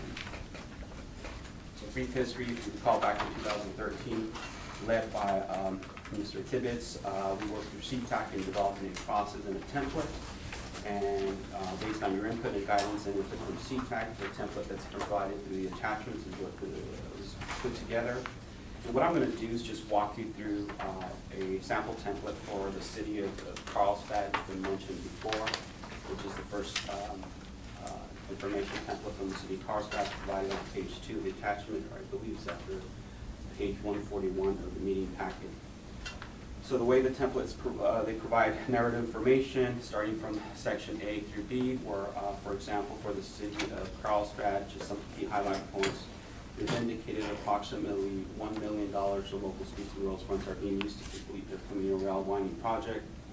Also, another flexibility with the local streets and road program, they've indicated that approximately $113K is used to apply as a matching fund for the highway bridge program for the construction of the bridge, the Carlsbad Bridge, or the San Diego North and Railway.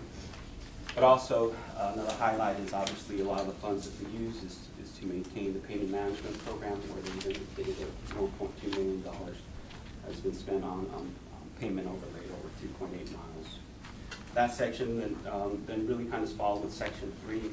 But section B really kind of follows on what are the elements that they definitely know will happen in this fiscal year. But section 3 then highlights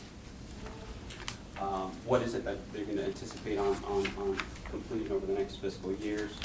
And the ones that they highlight here is that they will continue progress on the Carlsbad Boulevard Bridge over at Cena Power Plant Station, and also continue with their payment management program, whether it's overlay or seal work.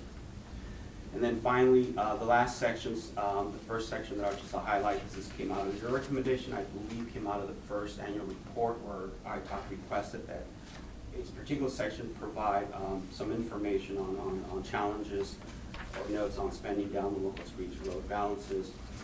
And basically, the city of Carlsbad reaffirms the information that they provided to ITOC, I think it was in May, part of the quarterly balance report.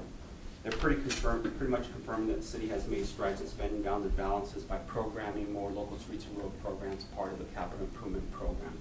I believe, based on information that was provided, they've programmed approximately $34 million in the capital improvement program, which recently adopted the last, I believe, couple weeks ago during one of the council meetings, the city council meetings. So this level of information is provided every year by CTAC members.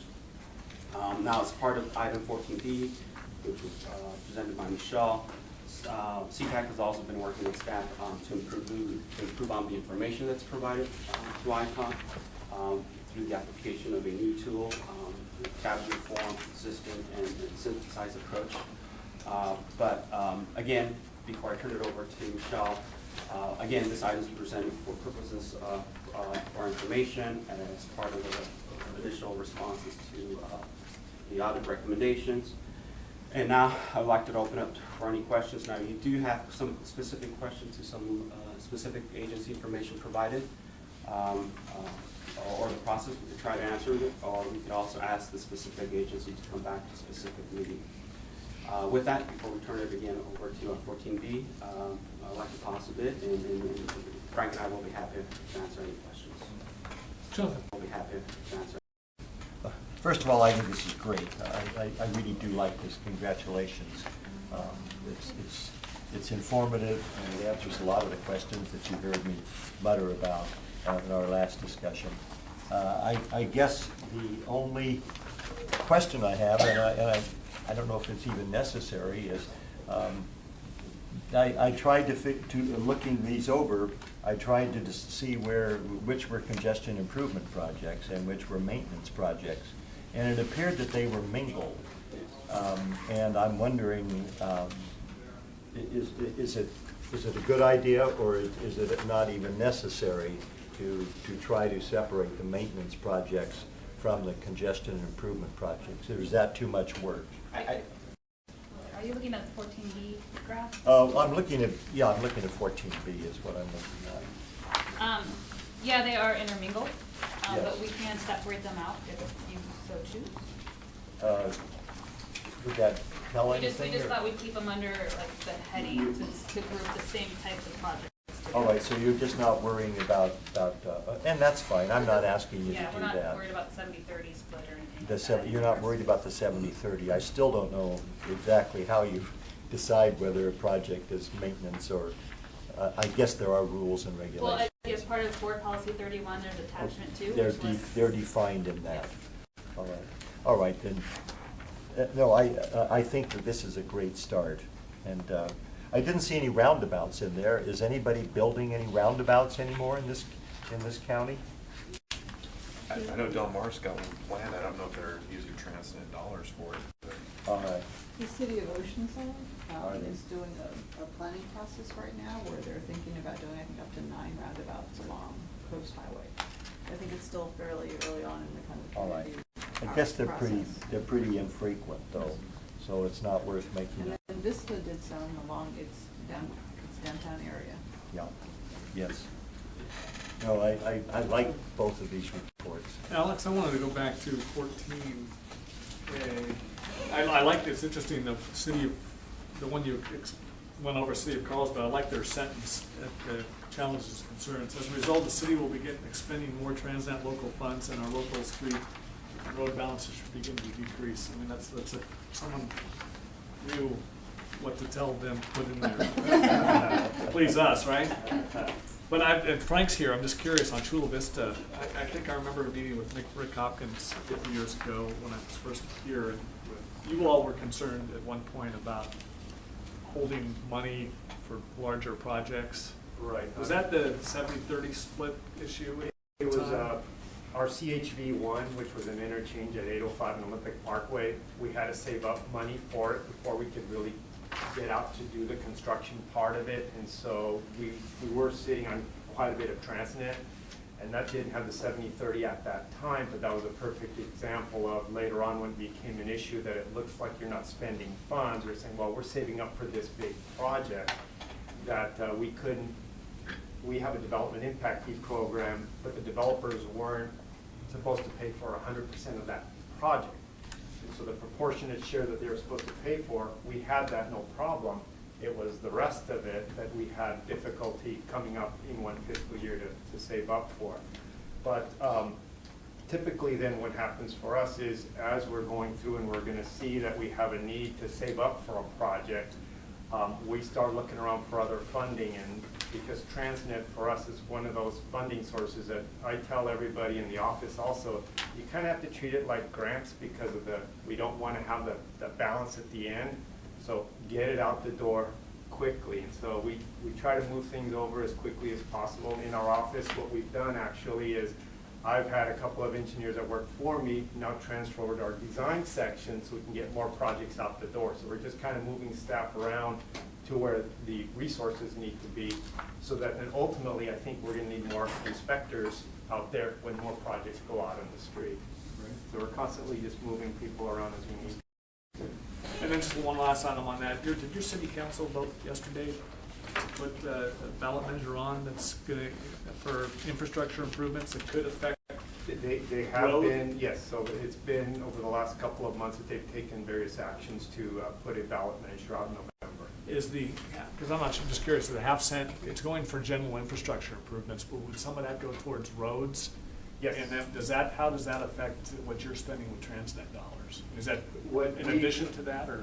No, what we've decided to do with the Chula Vista measure is we have an asset management system that tells us which infrastructure is in critical need. So it goes from green is fine, yellow, you better watch out because if you don't spend any more money into it, it's going to go into red, that we need to do something. And the infrastructure that's considered in the red, which is generally our drainage facilities that may not be in the public right-of-way, that we haven't really had a lot of funding source for that. We have some residential streets that the pavement condition index is so poor that we have to reconstruct. But we made a decision that since several years ago with council that since we don't have enough money to maintain our streets at the highest level of pavement condition, that we were going to sort of break it up into arterials and collectors are going to have the highest level because that's where the speeds are the highest, and so it's a safety issue. And then for residential streets where the speed limit is 25 miles per hour, that would have the lowest PCI. So those are in the fair to good, but we do have some that are very poor, and that's where the sales tax measure would go. For the Chula Vista measure would primarily go towards the lower end of the pavement condition index streets, which generally tend to be local street conditions. So you wouldn't see yourself using less Transnet dollars as a result of, I mean, it doesn't affect, it's not going to affect. No, we have to, this summer we had our pavement consultant reevaluate all our streets again. And what we actually found was over the previous 5 years, our overall average pavement condition index in Chula Vista was dropping a little bit. But when we made the switch to emphasize the collectors and the arterials at the expense of the residentials, after a couple of years of pavement programs and the reevaluation this past few months, our pavement condition index average actually went up. So we're putting our resources in maintaining what we have to maintain it at the best level that we can, but we realize it's almost like a triage. The streets that we just can't afford to do because it costs multiple times more to reconstruct them than to overlay them or to seal coat them, we've left them alone, and that's kind of where the sales tax measure is going to go for the Chula Vista. That's great. That's a good summary. Which city are you with? Chula Vista. Chula Vista, thank you. That's great. And I had a question, if anyone else, on 14B, Michelle, and I talked to Ariana about this yesterday on the condition assessment, sort of the PCI, is it PCA? PCI index.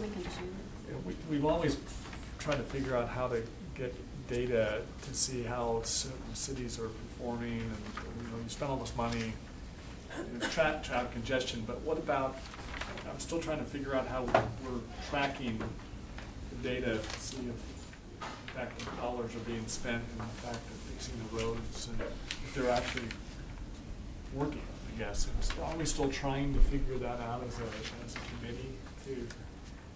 So and this has come up, right? And that's what this the performance audit. I'm trying to figure out what we're doing with that. I can't. It's hard to track. So basically, what we put together is we're trying, just like you said, we're trying to track what they're actually doing. So this data is from the RTIP, and it's for 2 years worth of data. So they're letting us know this is what we plan to do for the next 2 years. So we will revisit this and go back and say, okay, now this is what your plan was, so what did you actually do? Which I think is along the line of Alex's report as well. What have they done in the past? So this is more looking forward. So I mean, if we want to use this as a baseline of what they told us they were going to do, and then go back and say, okay, did you actually do this? We can work on that as well. But this report, we're bringing this to you to see if this is a type of report you want us to continue going forward, and then see if you have any comments, if you want to see any changes, additional categories, different kind of data. Go ahead. Are you, no, I'm scratching my head here. Are you planning to, we've got 2 reports in front of us. Correct. Are you planning to combine them, or 2 separate reports, or issue them at separate times of the year? So that's what we're bringing to the ITALK today. So is this, do you want us to continue with both reports? Do you want us to start using just one and then go back and follow up? And maybe just to add a little bit more, the report that's included in 14A, that was the report that the triennial performance audit reviewed, and right. So and, it addressed the recommendations for yeah, the second right. audit. So, Which is perfect, I love it. right, and Yes. so there were some recommendations. So there was a greater focus on outputs and outcomes that the audit So the second report is the attempt to try to address the performance recommendation, to collect more of that information. And so that's the reason we're bringing both reports to you. That's the old format report, and then the newer format report that has different kinds of information that we're collecting. If we were to move forward with the new one, I mean, right now it's kind of forward-looking because this is what the jurisdictions are telling us that they would do. But if the ITAC would likes this new format, over time we would be able to collect not just information looking forward, but also looking back. Sort of combine these. I mean, I kind of like the way it's formatted, where it's going, I guess, but I kind of pulling off what Brad was talking about paving condition, but and I agree with that, but then also some of these are congestion relief, improving traffic flow type of thing, and the challenge, and it was in our performance audit, it's been the last couple times I think, and the challenge is that the local jurisdictions don't have they either don't have them or we haven't been reported like as robust of a system of before and after measurements, whether it's pavement index or traffic flow, and where they've, I feel comfortable that, most of the projects get identified for congestion relief. There's an issue there or brewing that they're fixing, and so, they complete the project, it got better or maintained some level, or at least maintain it from getting worse or something, but we don't seem to have, it's harder, and I don't know what the answer is. It's harder to come up with some uniform system of reporting that measurement, and as a group in our audits or whatever to the taxpayer or something to say, this portion of the money, the local road and streets portion, made some, measurable, like a specific measurement index or something, and this seems to start going in that direction. I think, we're going to have to continue to. I don't know. I'm thinking how we get. That was a good summary. The only thing I get concerned with is I know that if you want to track information and you're a small agency, somebody's got to spend the time to one, set up the standards, do the studies, compile the reports, and I don't know enough about what the cost-benefit analysis would be on that. I guess it depends on if you think that the local agencies have competent staff and can do their work and they've identified the needs. If you think that they're not, that's a different story. Yeah, and I actually suspect for the most part of them, the majority of them, it's all great. We just don't have, when we get either with our audits or with, you know, people asking us as our body, you know, how are we judging that? We don't have, you know, like the transit system, you know, okay, well, the ridership for, you know, MTS shows they had this before, this after, and we have the measurement of increased ridership that they got from the system, or the freeway, you know, you have the CHP and Caltrans maintain the system, you know, the freeway, they have an operation center, they can measure before and after traffic flows, everything, but the cities are all, they don't have necessarily uniform, and I'm just thinking. They don't have a uniform standard and they don't have the people. Right, and I totally, yeah, so I just, So, if I may just make a comment, what you guys are raising are excellent points. In fact, when we initiated this whole data collection, coming up with a standardized approach to understanding what the local agencies are reporting, we're just getting to the start of that. In fact, what you're seeing here is just kind of the initial efforts, which reflects the fact that through the discussions that we heard, whether it's PCI compliance, whether it's PCI reporting, or level of service reporting, what we heard, and I think what we're reporting when we start this process, that local agencies have their own methodologies for collecting and not only that, but measuring the outcomes. And that's why we're at where we're at. But what you see here is kind of the initial effort. In fact, the template itself is kind of a way that we got at standardizing it on the reporting platform from a narrative perspective. The template and the tool that Michelle's using is standardizing at least at a minimum. Now local agencies can go into this tool and provide some narrative information along with some outcomes. Now we have the tool where we could, you know, go through the process and say we could actually use queries to identify, well, how many of the congestion management projects, how many of the bicycle projects. So see this as a start, I think. I think we're going to be evolving over time, whether we standardize regional approach processes, but I think this is just kind of the start to address the... So Alex, on this page then, the city of San Diego, who put that together? Did you all versus the city provided you all? The city provides the data. Okay. So are they doing this and then this as well? All the cities provide the data. The first report is a roll-up of everybody, yeah. And then the second report is just a sample of what... So if you added a new, it says, you know, concerns, challenges, other comments, if you started adding one more type of from here to here, would that satisfy anything? In other words, just have one document from the city and say,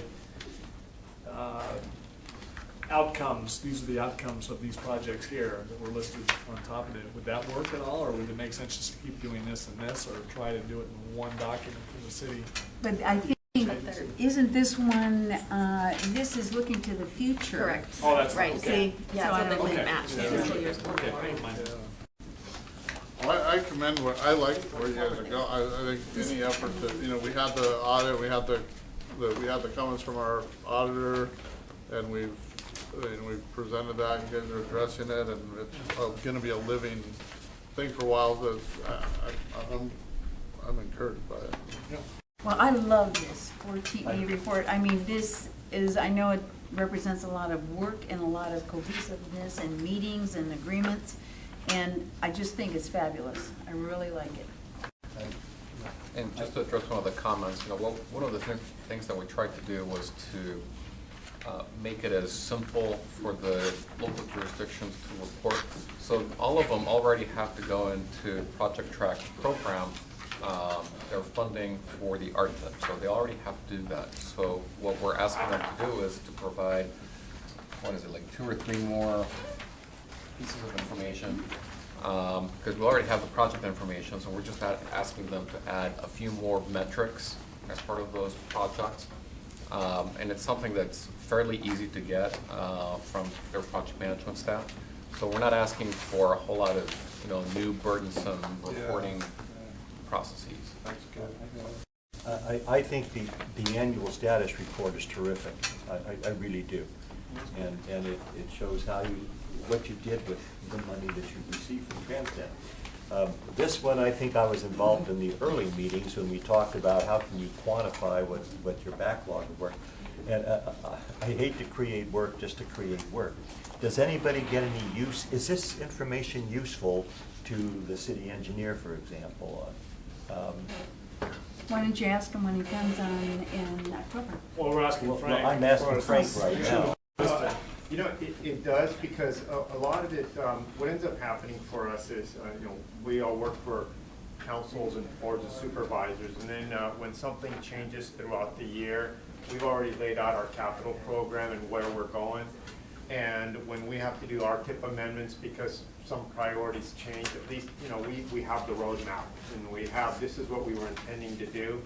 And so it does help us that we have this information available, because it's very quick for us to go through and say, okay, here's what we have with our Transnet funds, how we allocated the funds. Here's what council, you've already approved this, we've gone through the amendments, now you want to make a change. I mean, it all helps us. It's helpful information. Well, if it's useful to the city engineers, then I think it's terrific. Not just for us. And I'll leave it at that. Thanks, Michelle. Alex, Frank? You're welcome. Thank you, guys, and Michelle. That's 14B, 15, future meeting schedule. Ariana, any? Oh, yep, well, August is typically dark unless you really, really want to have a meeting, and we'll meet again in September. Mr. Vice Chair? I couldn't make it if we had it. Oh, well, there you go. I won't be at this, whoever is going to be chair, I won't be here for September. You won't be here till when? Okay. I won't be here the month of September. December? September. Okay, with that, all adjourned. Hey, good job. Really, we had a lot of